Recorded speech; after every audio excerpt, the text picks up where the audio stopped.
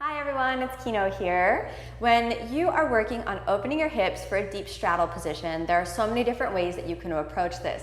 This is a new way that I found can really help release the inner thighs and release the back muscles to help give you access to the interior space of the pelvis. You want to be sure you're a little warm when you try this, and if you're not warm, you can do a few sun salutations in order to get that really deep in the body. Okay, so here we go. You want to put your mat close to the wall. And if you have sensitive knees, you might need more than a mat. You might need a blanket under. Then you're going to come forward onto your hands and knees. Then you're going to open the knees and press the feet into the wall. Then you're going to lie down forward and come onto the elbows. And you might need to readjust the thighs, picking up your thighs and just making sure that the thighs press into the ground. Then pick your sternum up a little bit and just hang out here. It's important that when you're here, that you don't feel any pain in your knee. If you feel pain in the knee, put a pillow underneath, or maybe the stretch is too advanced for you.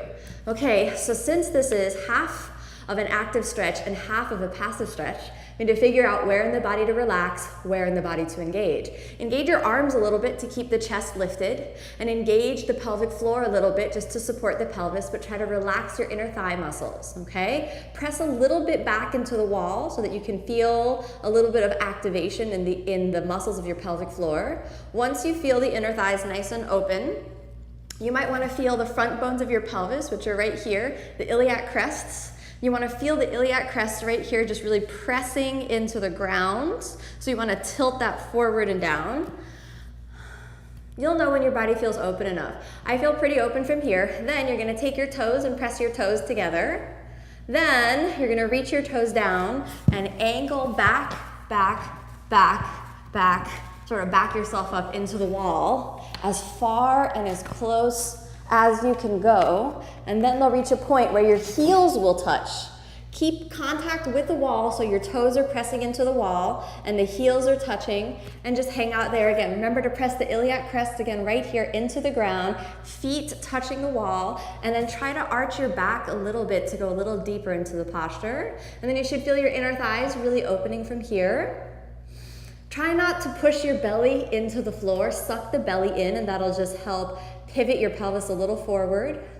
Then, in order to test out how deep you can get into the straddle, open your legs out like this, and then see if it's possible to push back into the wall. And again, we'll just stay for a few more breaths. This time, you want to make this active. Lift up the kneecaps and reach the feet forward, and press into the wall. Then do it one more time. Pick yourself up, lean back, see if you can touch.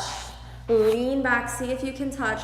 Hold it up there for a moment, and then let yourself fall back down. Hold and hold.